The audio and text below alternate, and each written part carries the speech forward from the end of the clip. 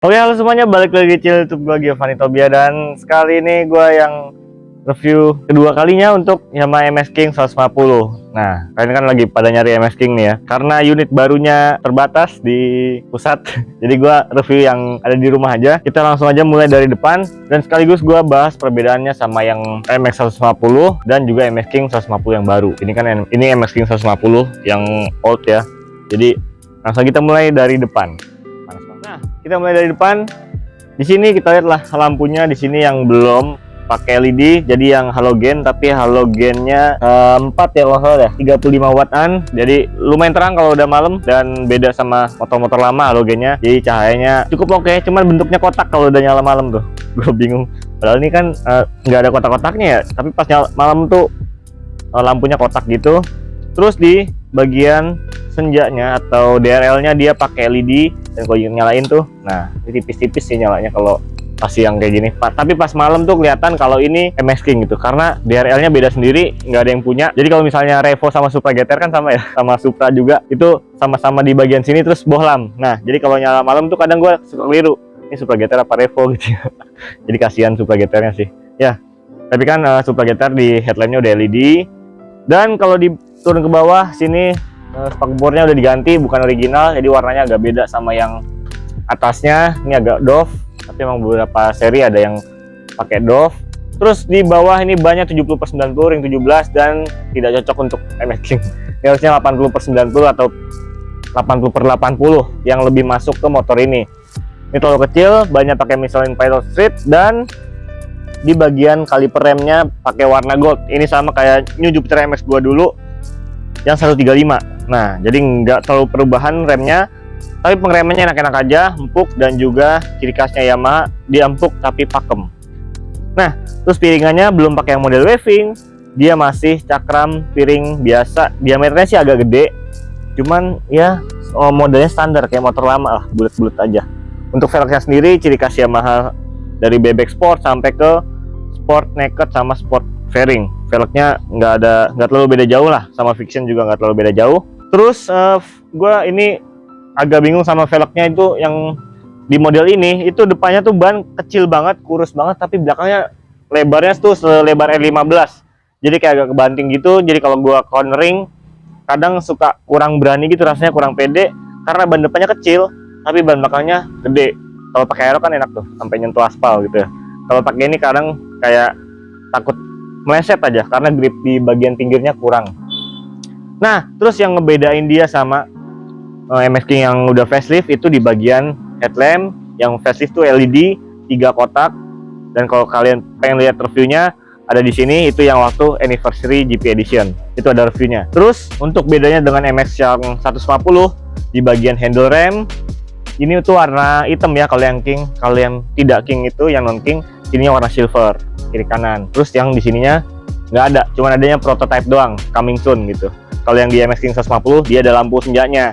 Jadi makanya kalau yang MX 150 gue kurang suka ya, karena sini kosong. Terus lampunya juga kalau nggak salah ada bohlam kecilnya sih di situ. Jadi ya bebek banget sih. Oke, kita lihat dari instrumen speedometernya. Oke, dan di bagian instrumennya ini ada kombinasi analog dan digital. Terus yang bedanya 2015 sama 2016 ke atas, yang 2015 tuh lampunya oranye, jadi tuh backgroundnya oranye, kursinya oranye gitu ya. Tapi yang 2016 ke atas itu background latarnya ini udah putih, jadi lebih terang. Terus gua kurang suka sama ininya nih, kalau nggak disemir jadi kayak gini nih. Kalau keseringan dicuci tapi nggak disemir atau kena hujan sama panas tuh jelek banget sih, tuh kasihan sekali. Nah, bagian kiri di sini ada high beam low beamnya, ada sen, dan ini katanya nyatu tuh. Nah, di tengah sini, dan beda sama Jupiter MX New yang 135 itu kan terpisah ya, lebih niat. Ini nggak niat gitu, jadi satu doang di situ. Klaksonnya udah diganti, ada dual tone tapi agak kurang gede. Terus kalau kita lihat di sini, ini ada sapaan high body. Nah, di sini ada indikator bensin, speednya yang di tengah agak lumayan gede sih. Dan untuk dipandang lebih baik ini pas mandang pas di bawah terik matahari dibandingkan lihat speedometer Aerox. Karena Aerox kan kayaknya kecerahannya kurang ya, terus dia natapnya lebih ke arah matahari. Jadi kalau ke siang hari warna negatif displaynya justru malah bikin si speedometernya kurang kelihatan. Cuman kalau MX King ini di sini ada odometer, trip A, trip B, ini senjatanya hilang lagi. gara-gara di parkiran. Terus di sini ada gear indikator. Ini RPM-nya sampai 12.000, limitnya di sekitar 10.000, dan ada neutral indikator di sini, cek suhu, ini high beam, cek engine, dan juga sen. Ya, kira-kira kalau kita nyalain gini. Nah, ini high beamnya nyala. Dan ini suaranya mirip-mirip sama Vision.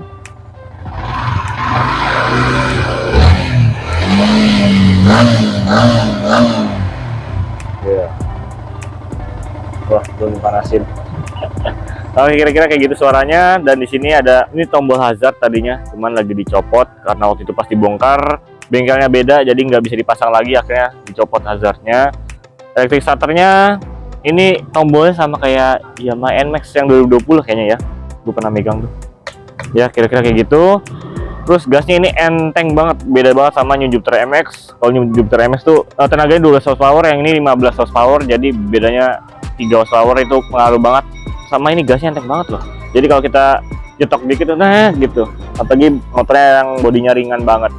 Jadi kira-kira kayak gitu aja instrumen speedometernya.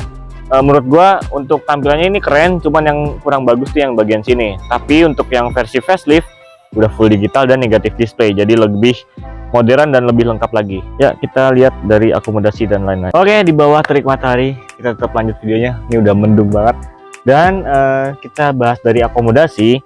Mengingat ini bebek sport itu motor yang paling minim banget soal akomodasi.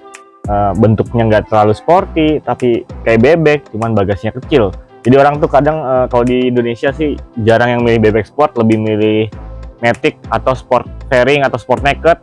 Bahkan kalau bebek pun bebek sekalian gitu, bebek yang benar-benar non kopling. Tapi untuk bebek sport ini mungkin ada peminatnya sedikit ya, sama kayak ayam jago, Satria atau Sonic. Akomodasinya sangat minim sekali. Di sini kita lihat ada gantungan, ini buat nyantolin plastik, ini tambahan ya, hasilnya kan nggak ada. Jadi ya lumayan lah kalau buat naro-naro bungkusan atau jas hujan misalnya nggak muat di dalam, taruh sini digantung bisa. Ini ada prototype sama nih kayak yang Jupiter MS 135, ada desainnya kayak gini juga. Terus untuk body-bodinya sendiri, jujur ini lebih awet daripada Supra GTR. Ini temen gue 2016, ini udah luntur banget kayak gini nih, lebih parah sih. Ini emang lumayan parah, tapi punya temen gua Supra GTR plastiknya tuh lebih parah banget dah pokoknya, sampai knalpotnya bahkan. Jujur ini juga build quality-nya kalau yang dibandingkan dengan New Jupiter MX 135 gak sebagus NJMX, tapi ini bodinya tuh jauh lebih ringan, jadi kalau kita pegang tuh lebih kerasa tipis gitu dibandingkan yang NJMX 135. Nah, tapi pengaruh bobotnya tuh pengaruh banget. Kalau ini motor diajak ngebut atau diajak buat nanjak, entengnya parah banget. Ini beratnya nggak sampai 130, 117-120 kiloan lah. Untuk akomodasi kita buka bagasi cukup dari sini, beda sama kompetitor. Nggak bisa nih begini deh. Nah, dan ini masih ada tempat untuk jas hujan. Biasanya kalau gue pakai di sini dipakein, gue taruh jas hujan, toolkit apa segala macam muat. Dan di sini ada akinya, kotak kayak gini. Terus di sini juga pom bensinnya lumayan rapi ya, ada karetnya, jadi kalau kita isi bensin tumpah tuh langsung ke bawah, nggak kemana-mana, lebih rapi. Dan ini space-nya juga lumayan gede dibandingkan kompetitor. Di sini ada intake-nya nih, jadi kalau kalian naruh jas hujan jangan di sini, nanti motornya mampet atau nggak dapat udara, jadinya mati. Dan tangkinya 4,2 liter, jadi akomodasinya tidak terlalu parah, masih ada space walaupun kecil. Lebih kecil dibandingkan NJMX 135. Oke, kita bahas dari mesinnya. Nah, motor ini yang spesial adalah memang mesinnya, karena dari akomodasi dia juga kurang. Terus dari sisi kenyamanan masih lumayan nyaman karena ini bebek. Posisi duduknya juga masih bebek banget. Tuh, lihat tuh. Ya, tegak dan juga tangnya tuh nggak terlalu nunduk, nggak terlalu tinggi. Tapi ya layaknya bebek. Cuman emang jujur lebih menukik dibandingkan NJMX. Kalau NJMX tuh agak gini. Kalau MX langsung kayak gini. Karena ini jarak dari jok sama ke spoot set itu lumayan jauh. Standarnya udah gue tekuk, untung gak jatuh. Nah, jarak dari jok ke foot set lumayan jauh, jadi posisi kakinya masih agak lurus. Kalau NJMX itu lebih mundur gini nih, jadi lebih pegel gue kalau pakai NJMX dibandingkan pakai MX King. Joknya enak banget, dan gue kemarin nyoba kita ke itu ya, mana puncak, lumayan puncak, dan ini nggak pegel. Gue pakai bolak-balik nonstop, gabut banget ya, dan rasanya tuh enak banget, nggak ada panas-panasnya sama sekali. Jadi menurut gue untuk kenyamanannya oke banget. Terus di bagian mesin dia 150 cc SOHC, beda sama kompetitornya yang pakai DOHC. Tapi karena SOHC ini tarikan bawahnya lebih responsif dan sampai ke atas tuh walaupun belum VVA cepet naiknya tuh dari 1500 sampai ke 7000 tuh cepet banget. Nah 7000 ke atas tuh kan garisnya beda ya, jadi 7000 ke atas tuh kalau kita buat ngejar top speed pas kita ganti gigi tuh dari 9000 rpm langsung ke 7000 tuh kayak rasanya racing banget lah, ngeng gitu lah, susah lah ngejelasinnya. Terus tenaganya ini 15,4 horsepower, torsinya 13,8 Nm. Torsinya sama kayak CB 150R, kayak Aerox juga sama, terus kayak apa lagi ya, banyak lah motor 150 cc pakai torsi 13,8 Nm. Mungkin itu torsi yang pas ya, kecuali Aerox yang baru sama Vario 160 yang baru itu torsinya 13,9 Nm, lebih naik dikit. Tapi ini tenaganya 15 horsepower dan 5 percepatan manual, jadi pastinya lebih nendang dibandingkan Matic yang lain. Dan terbukti sendiri ini untuk 0 ke 100 tuh lumayan responsif dan cepat banget dibandingkan Matic sih, emang jauh lah. Cuman kadang kalau koplingnya sendiri dari 2 ke gigi 1 kadang bunyi cetok kayak agak kasar gitu sih, tapi sebenarnya nggak masalah. Mesinnya oke-oke aja. Untuk suaranya sendiri dia nggak sekenoking yang NJMX 135 sih. Ini lebih, lihat ya, nih, suara mesinnya kayak gini nih.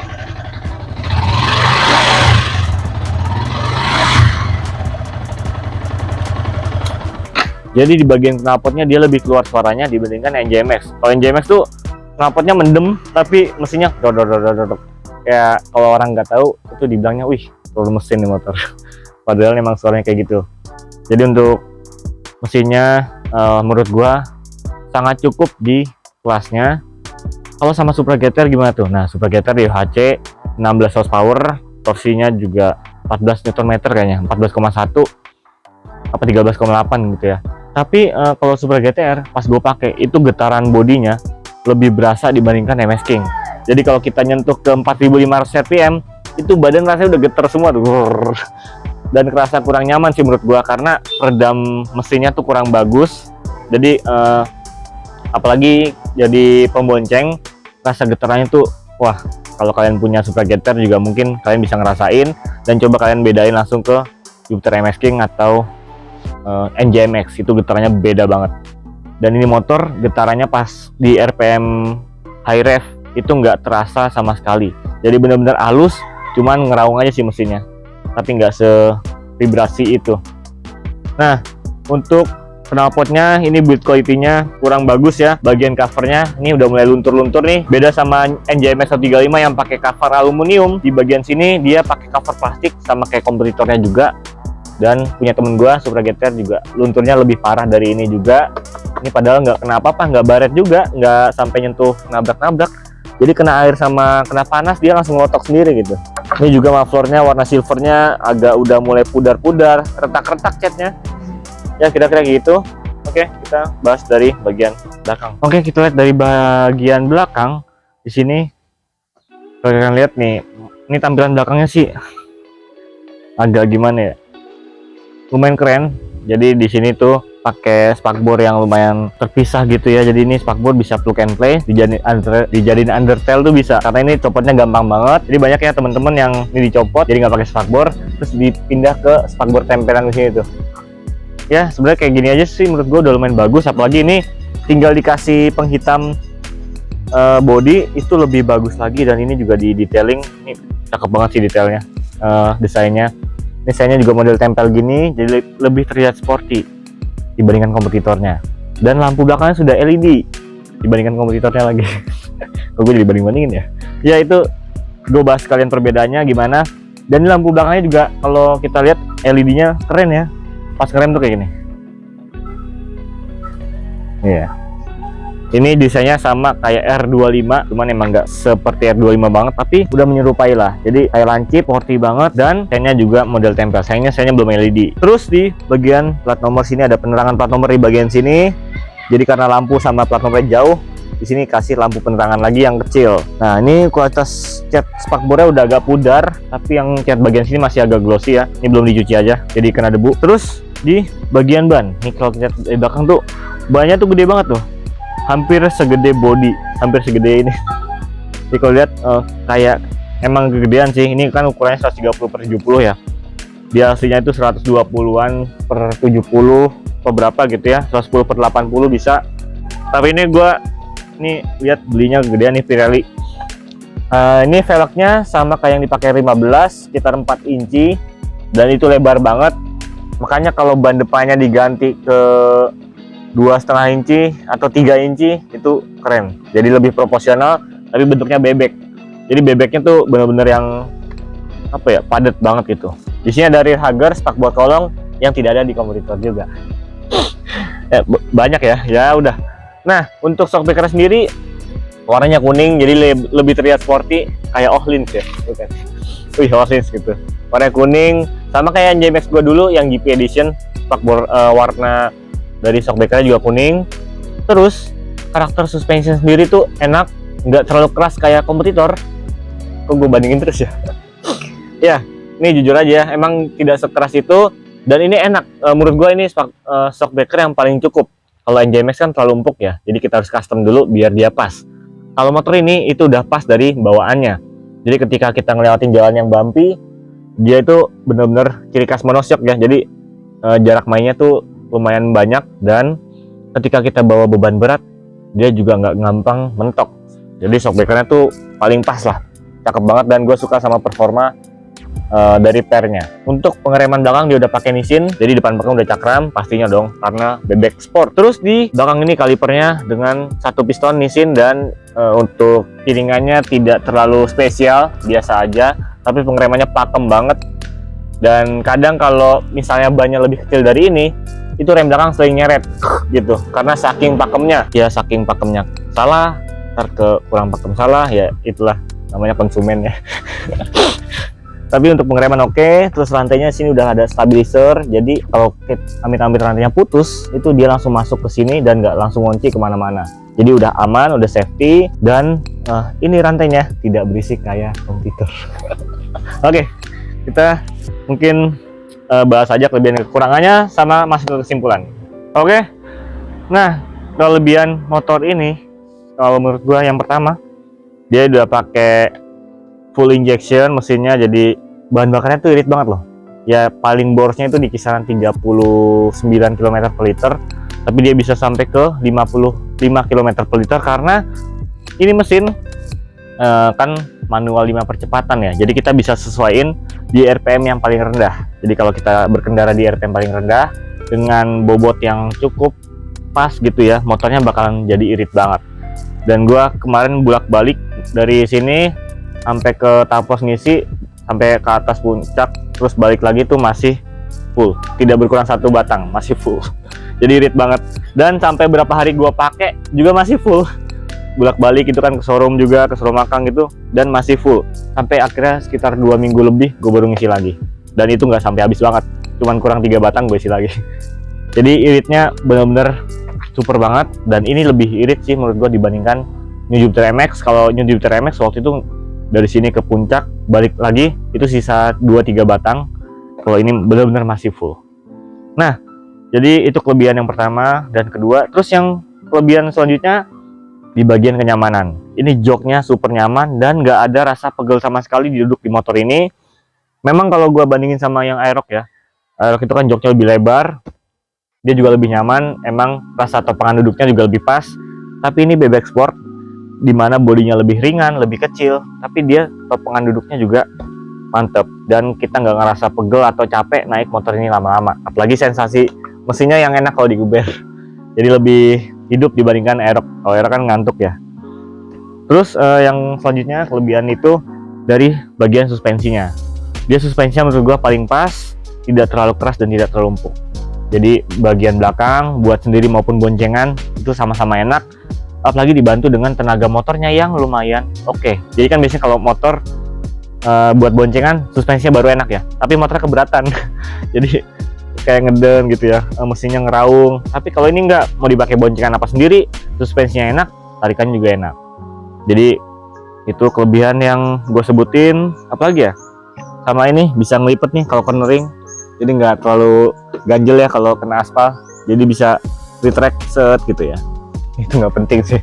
Sama ini nih kelebihan selanjutnya di bagian sini, itu ganti giginya tuh ringan banget, walaupun dia nggak ada pijakan belakangnya ya kayak bebek-bebek. Ini benar-benar sporty banget, dia cuma depan doang. Dan itu di bagian kekurangan, nanti gue sebutin di kekurangannya. Nah, sebelumnya di bagian lampu ini walaupun masih bohlam, tapi lampunya udah lumayan terang, dan kalau malam halogennya sih oke sih. Jadi menerangi jalan tuh lumayan bagus visibilitasnya walaupun dia masih bohlam. Sama lampu senjanya ini menurut gua jadi kelebihannya, karena dari lampu senjanya ini desainnya jadi lebih kayak R1 sipit gitu ya, sporty, dan juga LED-nya tuh bagus, nggak terlalu silau, dan ya desainnya beda dari yang lainnya. Apalagi ya kelebihan selanjutnya di bagian mesinnya juga, kayak walaupun mesinnya bukan yang terkencang di kelasnya, tapi menurut gue ini powerful juga, dan nggak kalah kalau diajak ngebut-ngebutan, atau dia bukan ngebut-ngebutan liar ya. Maksudnya diajak untuk nanjak terjal atau kita boncengan bawa beban, itu mesinnya sangat cukup, bahkan kelebihan power sih dibandingkan dengan pakai bebek biasa. Oke, mungkin kira-kira itu aja kelebihannya ya. Nah, sekarang kita bahas dari kekurangannya nih. Oke, yang terakhir nih, bahasnya lengkap banget ya. Nah, sekarang kekurangannya. Oke, yang pertama, kekurangan dari motor ini, yang pertama ban depan terlalu kecil. Yang versi ini, kalau yang versi selanjutnya udah lebih gede. Dan ini velgnya juga terlalu kecil, ukurannya 2 inci ya, pas 1,5 inci. Jadi ini kayak bebek sport, bukan bebek sport ya, jadinya kayak bebek biasa karena velgnya kecil. Jadi bikin kita kalau manuver cornering tuh kurang pede. Yang kedua, kekurangan yang kedua di bagian ini. Ini kepalanya kan pakai 2 layer ya. Jadi yang layer 1 tuh yang glossy, dan yang layer 1 lagi yang warnanya doff atau body kulit jeruk. Nah, yang bagian body kulit jeruknya ini jelek banget. Cepet luntur, terus udah gitu warnanya tuh jelek. Terus terlalu banyak bagian body kulit jeruknya. Jadi pada saat dia jelek kayak gini, lihat ya. Ini warnanya tuh jadi kayak kurang enak dilihat, walaupun dia udah bersih dicuci gitu ya, tapi tetap ya kalau udah ada goresan-goresan luntur itu rasanya jelek banget, jadi nggak premium lagi. Terus kekurangan selanjutnya, ini motor kenapa masih 5 speed, jadi kompetitornya udah pakai 6 speed, walaupun top speednya emang nggak jauh beda ya. Ini 139, 146, 3TR juga 146, tapi kadang Honda speedometernya kelebihan ya maksudnya kelebihan optimis lah gitu, nggak apa-apa. Nah, untuk kekurangannya, dia speednya masih 5 dan SOHC, tapi pengaruhnya motornya lebih enteng untuk tarikan bawah tuh cepet banget nariknya, walaupun tidak secepat Satria.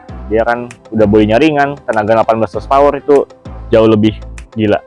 Nah, untuk kekurangan berikutnya adalah ini nih, ini doang sih, nggak ada pijakan belakangnya. Jadi kalau kita pakai sendal, kemarin gue nyoba pakai sendal jauh, itu rasanya sakit. Dia nyongkel terus, nggak bisa nginjek gini. Jadi kalau sini kita nggak ada alas kakinya tuh, kena kaki langsung tuh lumayan berasa loh kalau udah lama, lumayan sakit. Apalagi kalau kena hujan, kena cipratan air gitu ya. Dan kesini airnya kan lumayan kenceng tuh, tidak ada undercoil-nya. Jadi kalau air langsung kena tuh, kena kaki, terus kakinya kita lagi ganti gigi gini, itu sakit banget rasanya di sini. Ya mungkin itu yang gue rasain. Kekurangan berikutnya sih apalagi ya, kayaknya nggak ada dah. Sama bagasi kecil yang emang udah ciri khasnya dia. Jadi mungkin gitu aja kekurangan dan kelebihan dari MX King 150. Menurut kalian kalau misalnya kita modifikasi apa gimana, nggak tahu ya. Kalian misalnya minat MX King 150 juga, langsung aja tulis komen di bawah. Bisa kalian minat, berapa minat harganya, boleh tulis komen di bawah. Siapa tahu gue mau jual. Ya, mungkin kita ketemu lagi di review-review berikutnya. Nah, kalau kalian senang sama konten review, juga jangan lupa tulis komen di bawah review motor apa lagi. Dan kalau misalnya kalian udah pernah minta misalnya review Vega Force, itu kan motor jarang banget ya, gue belum dapet. Jadi tungguin aja biar gue cepet dapet. Dan kalau kalian punya kenalan atau kontekan dealer-dealer resmi, boleh DM Instagram gue yang ada di deskripsi, biar gue langsung bisa datengin ke dealer resminya dan gue review motornya di sana. Kita ketemu lagi di video berikutnya. Thank you banget yang nonton. Peace out me.